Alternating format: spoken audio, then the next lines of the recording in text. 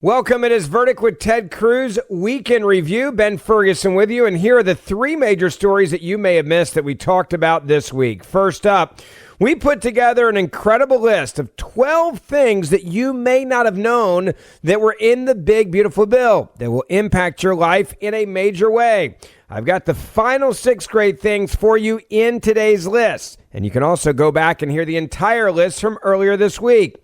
Story number 2. Real problem with enemy drones in the skies and the national threat they pose to our national security. So what can Congress do to protect all of us? We're going to break that down for you as well. And finally, in the biggest story of the week, the bombshell report from the Director of National Intelligence, Tulsi Gabbard, on Barack Obama, what now is being described as treasonous actions by Obama. And the Attorney General, Pam Bondi, has jumped into the case. It's the Weekend Review, and it starts right now. I told you I'm going to give you 12 major conservative victories in the one big beautiful bill. We're at 6. I actually want listeners to pause for a second. How many of you could list the first 6 before this podcast? And I just want to make the point. What kind of job does the corporate media do? I'm willing to bet virtually none of our listeners could have listed those first 6 because the news hasn't covered it. And it's why we do this podcast, to give you information so that when you're talking to your friends and your colleagues, you will know what's being accomplished. There's a reason President Trump is so excited about this one big beautiful bill, because it is massive, massive victories for America. Number 7, spectrum. Now, spectrum, what is spectrum? Electromagnetic spectrum. It is how we communicate. It's how our cell phones work. It's how Wi-Fi works. It's how satellites work. It's how streaming works. It's all of electronics. Spectrum, the largest holder of spectrum is the United States government. The United States government has vast swaths of spectrum. And under Joe Biden, the United States government stopped making new spectrum available to the private sector. They ended auction authority. It was grotesquely irresponsible. It did massive damage to America. It destroyed jobs in America, and it let China get ahead of America. In this bill, I wrote the legislation that directs the federal government to auction to the private sector 800 megahertz of spectrum for private sector investment. What does that mean? Number one, that will generate in excess of $100 billion of revenue to the federal government. Wow. Real money. Now, even in government terms, $100 billion is real money. And listen, you and I are deeply concerned about the deficit and the debt. The entire commerce title that I wrote that had historic investments in Coast Guard and a bunch of other things, I ended up saving over $40 billion, reducing the deficit and the debt by over $40 billion. And the driver was because of Spectrum Auction Authority, we will bring in $100 billion to pay down the debt. That's incredible. That's real money, but it's not the biggest piece of this. The biggest piece of this is by auctioning the spectrum off, we will open up billions and billions of dollars of private sector investment. The companies that buy this spectrum are going to invest. It is going to create hundreds of thousands of jobs. That is not an exaggeration. Hundreds of thousands of jobs. And you know what spectrum is all about? Beating China to 6G. I mentioned my consistent theme, beat China. Beat China in the Arctic with the Coast Guard. Beat China to 6G with spectrum. And I got to tell you, 3 months ago, there was nobody in Washington who thought we could get this done. I sat in the office of the Speaker of the House, Mike Johnson, a good friend of mine. I said, Mike, we're going to do spectrum on the one big beautiful bill. And Mike laughed in my face. He's a good friend, but he's like, there's no way. He said, there's no chance because the Department of Defense and the CIA will fight you. They will stop you. You cannot get it done. We not only got it done when I cut the deal and got it in the bill, President Trump called me the next morning. He said, Ted, this is incredible. This is like, how did you get such an incredible deal? Historic Spectrum Auction Authority producing hundreds of thousands of jobs and beating China to 6G. That's in the bill. Number 8, air traffic control. This bill invests $12.5 billion modernizing our air traffic control to keep your family safer when you fly, to keep my family safer when we fly, to stop using outdated radars, to stop using computers that have floppy disks and little copper slips wire. of paper. Copper wire, to modernize our air traffic control, a massive investment in keeping the American public safe. This bill, I wrote that portion. That is also in the Commerce title, so I wrote that portion that will fund and improve air traffic control, a huge victory. Number 9, space. Yep.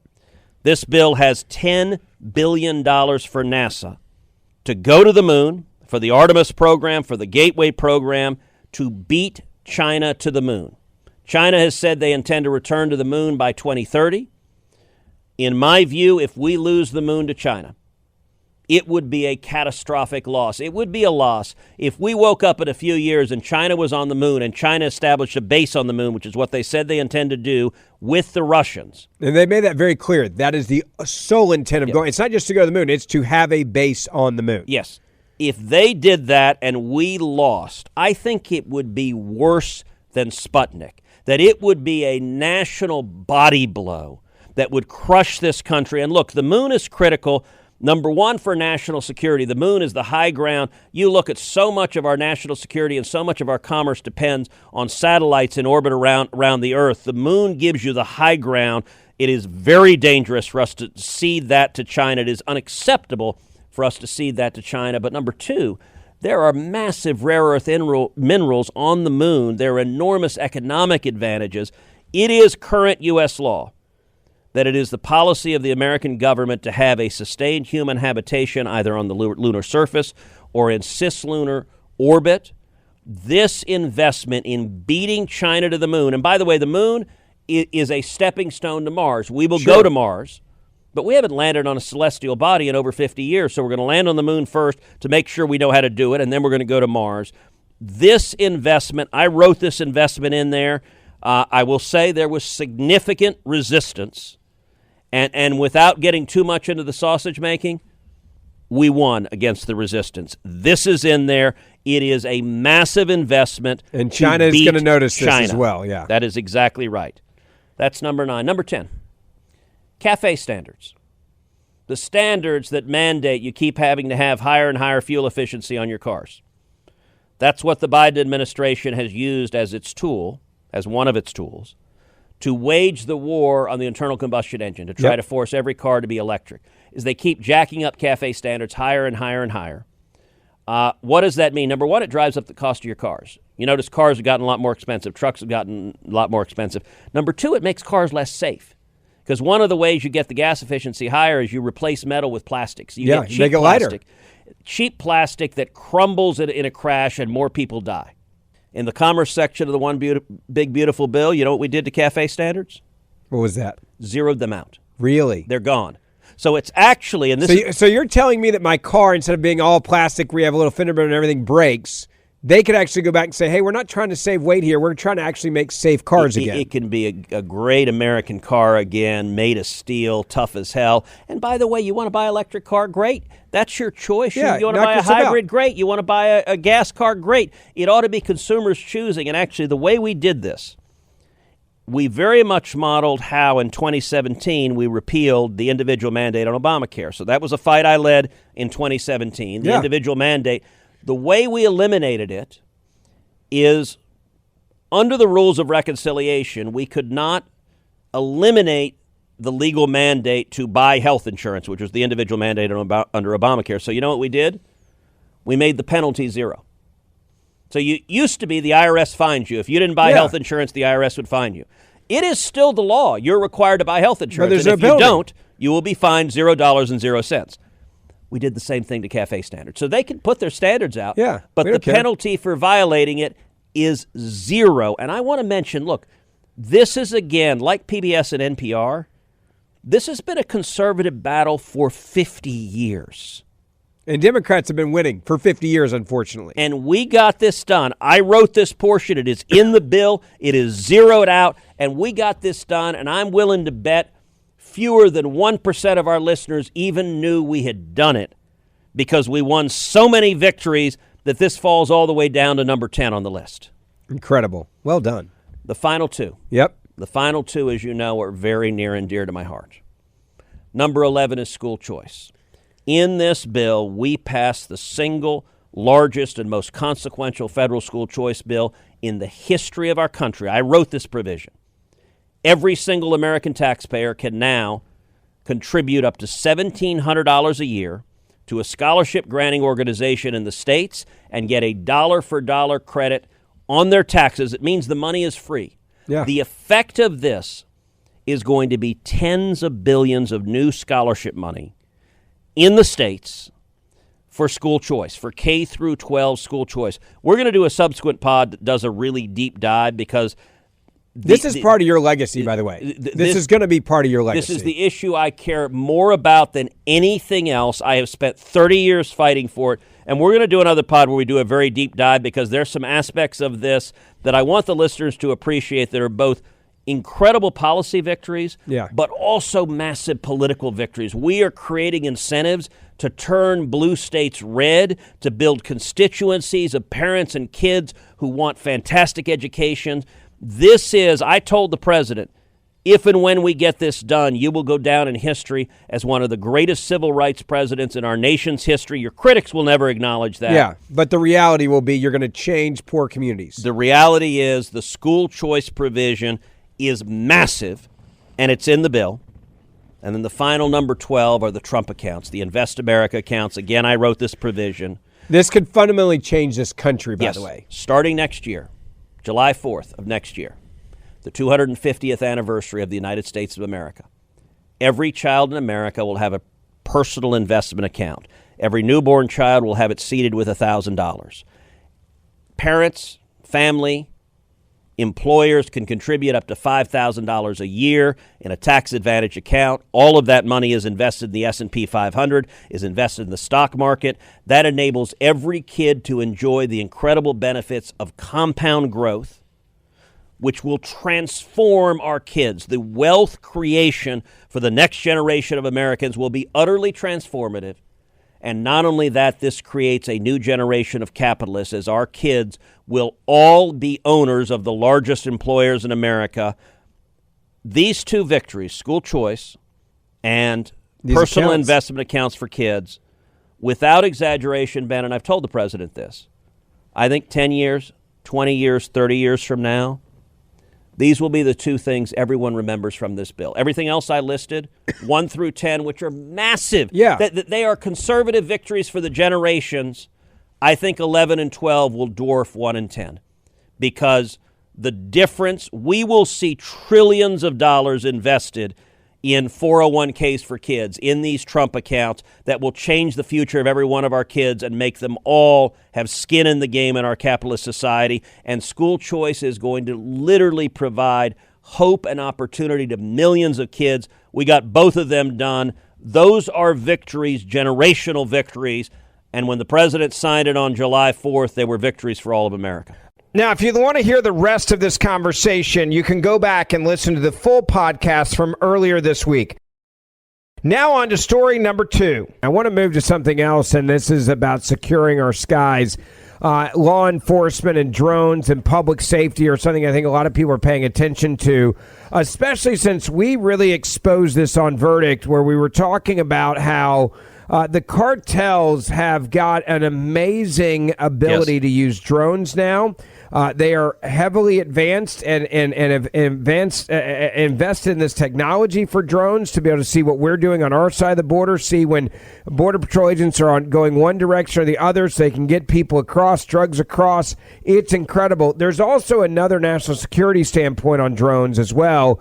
We've witnessed what drones have become in this war with Russia and Ukraine. And it terrifies me what we're seeing now with drone technology and how drones are changing warfare.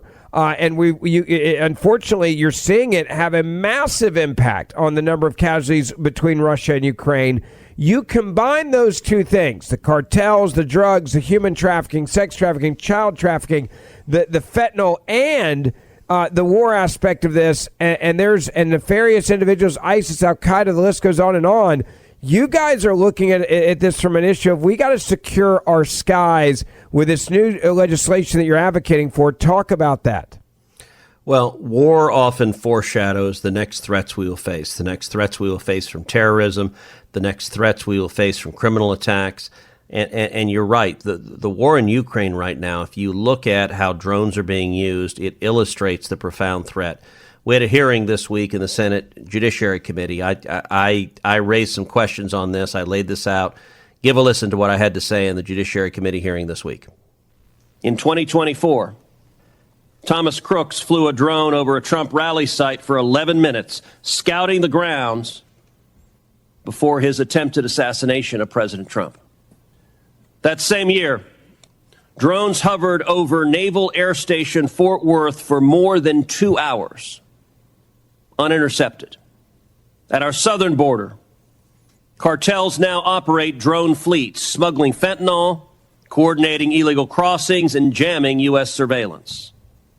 They've formed specialized drone units. They've dropped bombs. They've deployed jammers. Drones right now are outpacing our law enforcement at every turn. In our prisons, drones drop weapons, phones, and fentanyl, arming inmates and fueling the deadliest drug epidemic in American history. And here's the most damning part. Cartels right now have more drone capability than American law enforcement. Let me repeat that. Cartels today have more drone capability than American law enforcement. Mr. Hardy, you work at the intersection of law and policy regarding drones at the DOJ. Is it true that only a handful of federal agents under narrow legal authority can intercept or disable a drone? Thank you, Senator. That is generally true under the 2018 Act that gives DHS and DOJ authority to conduct detection and mitigation operations. That's shocking, Senator. That's it. Like you want to talk about being behind the eight ball? Like, good grief. Yes, and it's not just at the hearing. We also got into the fact that federal law enforcement is highly limited, and actually state and local law enforcement is even more limited. So understand the threat we're going to face. We are going to see a major terrorist attack carried out by drones. We are going to see people killed via drones. We may see a drone flown into a commercial airline. We are going to see, I believe, political leaders assassinated using drones. The threats are massive, and right now, the authority of law enforcement to take out a drone, if there's a drone that is over a sports stadium, for a football game, a baseball game, a World Cup game, right now, there is extremely limited, almost no authority to take out that drone, even moments before it detonates a bomb or distributes a bioweapon or engages in some other act of terrorism. This is the most scary, I think, part about red tape with government. Is if you see a threat and it's there, it's almost like you have to hope that law enforcement will just say, I'll deal with whatever the consequences later because I know I'm doing the right thing. And you worry that people are like, well, hold on a second, you can't do that. You don't have the authority. And then the worst case scenario happens. Yeah, look. And this hearing is driving, we need legislation that gives law enforcement the authority to protect us, to take out drones that are a threat to airplanes. I am very concerned about an aviation accident of a drone getting in the way of a commercial aircraft. We need authority to take out drones that pose a threat to civilians, pose a threat to sports gatherings, pose a threat, as I laid out, the assassination attempt on Donald Trump. The assassin who shot President Trump used a drone initially to scout it out. This is coming, and it is dangerous. And I think we have a responsibility to act and to act. You know, there's a long phenomenon that when it comes to warfare, generals far too often fight the last war rather than the next war. If you look at the war in Ukraine, it gives us a window into the future because drones allow for asymmetric attacks. For those who lack power, to use a $400 drone to take out a multi-million-dollar tank or a multi-million-dollar fighter jet. That asymmetry is dangerous, and I think we need real leadership on the part of the Trump administration, real leadership on the part of Congress to enhance our ability to stop dangerous drones and to recognize this is the next frontier for warfare, for terrorism, and for threats of violence against civilians across this country. Final question on this. Do you believe this is at least one of those issues where you can get bipartisan support, that this won't be Republican v. Democrat and make this so hard to do? Or are Democrats on board with this because it's a national security issue? So I hope so. I don't know yet if Democrats will be willing to work together. It should be. I mean, this ought to be a level of common sense that people would recognize this threat is not a partisan threat. It's not a right-wing threat or a left-wing threat. It's a vulnerability we have as a society. And so I'm certainly going to try to get Democrats and Republicans to come together, but I will say it is early, so we don't know for sure. But this ought to be an issue that brings us all together. As before, if you want to hear the rest of this conversation on this topic, you can go back and download the podcast from earlier this week to hear the entire thing. I want to get back to the big story, number 3 of the week you may have missed. All right, so let's go to the bombshell center. I was in D.C. when this happened, and everyone was talking about the report that was released showing how the Obama administration, in essence, perpetrated the Russian hoax on Donald Trump to undermine his presidency, but also to really get him out of the White House. Well, that's right, and it's important to understand what is new about this. Listen, everyone has known for some time that the Obama team pushed the Russia hoax. We've known that. That's been well established.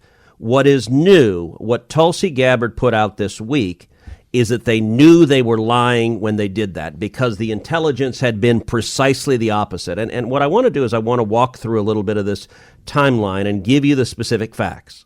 So, August 31st of 2016, a DHS official tells former DNI Director James Clapper that there was, quote, no indication of a Russian threat to directly manipulate the actual vote count. That's in August of 2016. Then September 2nd, 2016, the FBI said it was, quote, uncomfortable, implying that there was definitive information that Russia intended to disrupt our elections. Then on September 9th, 2016, quote, the intelligence community concluded that Russia was probably not trying to influence the election by using cyber means to target election infrastructure. That continued, so that was not just through August and September of 2016, but it continued after the election. The election happens in November of 2016. On December 7th, 2016, here are the talking points that DNI Director Clapper had prepared for him. Quote, foreign adversaries did not use cyber attacks on election infrastructure to alter the U.S. presidential election outcome. The next day, December 8th, Barack Obama's presidential daily brief read as follows, quote, we assess that Russian and criminal actors did not impact recent U.S. election results by conducting malicious cyber activities against election infrastructure. That's an important point there, by the way. That's what Barack Obama was briefed on December 8th. And then December 9th, 2016, everything changed.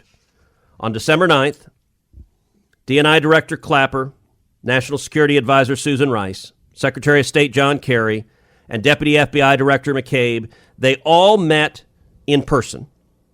And in that meeting, they reversed course entirely, 180 degrees. They flipped. And they agreed to recommend sanctioning members of the Russian military intelligence because of the Russia hoax.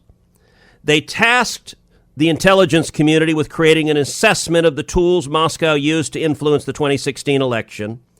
And that same day, deep state officials in the intelligence community began leaking false intelligence to the Washington Post.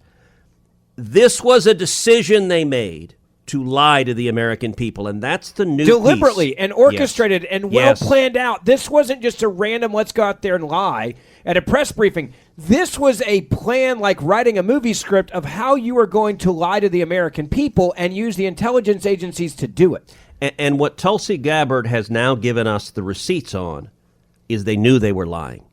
That for months and months and months, the intelligence community had been reporting exactly the opposite. So when they made this decision, it was a political determination. It was a political determination because they hated Donald Trump, and it was a political determination because they were furious with the American people for electing Donald Trump president. And this was an attempt to subvert democracy, and this was an attempt to overthrow the then newly elected president of the United States.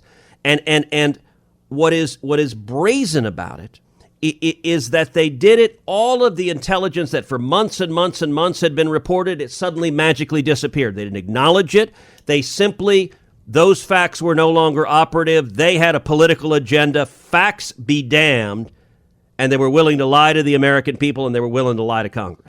Senator, I want to go back into what Tulsi Gabbard said when she went to the White House press briefing room, and she opened it up as she was introduced by the White House press secretary. And here's what she had to say. The stunning revelations that we are releasing today should be of concern to every American. This is not about Democrats or Republicans. This has to do with the integrity of our democratic republic and American voters having faith that the votes cast will count. There is irrefutable evidence that detail how President Obama and his national security team directed the creation of an intelligence community assessment that they knew was false. They knew it would promote this contrived narrative that Russia interfered in the 2016 election to help President Trump win, selling it to the American people as though it were true. It wasn't. The report that we released today shows in great detail how they carried this out. They manufactured findings from shoddy sources. They suppressed evidence and credible intelligence that disproved their false claims. They disobeyed traditional tradecraft intelligence community standards and withheld the truth from the American people. In doing so, they conspired to subvert the will of the American people who elected Donald Trump in that election in November of 2016. They worked with their partners in the media to promote this lie, ultimately to undermine the legitimacy of President Trump and launching what would be a years-long coup against him and his administration. A years-long coup against him and his administration, orchestrated with the deep state and the media. She's indicting all of them, saying they knew this was a lie. She is, and I will say, as she rightly pointed out, the evidence she put out shows, number one, it was false that Russia was trying to interfere with the election, but number two, a second predicate of their lie is that Russia was trying to interfere to benefit Donald Trump. That was a critical Democrat partisan lie. And one of the pieces that she put out is that the Obama intelligence community assessed that Russia had in its possession damaging information about Hillary Clinton, including DNC communication. So this is the Democrat National Committee communicating, saying that Clinton was suffering from, quote, intensified psycho-emotional problems, including uncontrolled fits of anger, aggression, and cheerfulness. And by the way, that's really weird. Well, anger, if you've been around Hillary aggression, Clinton and cheerfulness. Yeah, if you've been around Hillary Clinton, she's not exactly the most cheerful person, so that would be a red flag. And what the DNC communications further indicated was that Clinton was placed on a daily regimen of, quote, heavy tranquilizers. And while afraid of losing, she remained, quote, obsessed with a thirst for power. Now, I don't know if this supposed Russian intelligence is accurate or not. Tulsi Gabbard released it and said that the Obama intelligence community assessed that Russia had this, and here's the critical part. Russia didn't release it. It clearly would have been damaging to Hillary Clinton. If they wanted Donald Trump to win, they would have put it out, presumably in October of 2016. They didn't. That's yet another element of the lie. Yeah, it's a huge element of the lie. So the question now becomes this: where do we go from here? And it seems to be moving actually very fast. Great example of that is the Attorney General Pam Bondi, we're now being told, is forming a strike force to, quote, investigate disclosures from the Office of the Director of National Intelligence, that would be Tulsi Gabbard, that raises allegations the Obama administration, quote, manufactured an intelligence assessment in 2017 promoting the Russian hoax collusion, saying, quote, the Department of Justice announcing the formation of the strike force on Wednesday. The strike force will assess the evidence publicized by the DNI director and investigate any potential, quote, next level steps which might stem from DNI Gabbard's disclosures. That's coming from the release. And Bondi called the disclosures from Gabbard's office, quote, troubling in the statement.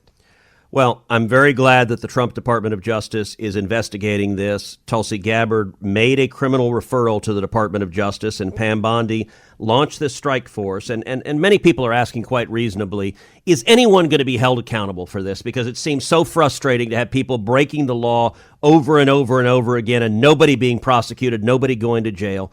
I very much hope people are held accountable. I hope that the Trump Department of Justice is able to prosecute and prove if there is criminal conduct, that they're able to prove it and get convictions and people are held accountable. And I'll tell you, the people who are most likely to face criminal liability are those senior members of the Obama intelligence community, those people that were in the December 9th meeting where they decided to deliberately lie to the American people. Those names, by the way. And in particular, so those names.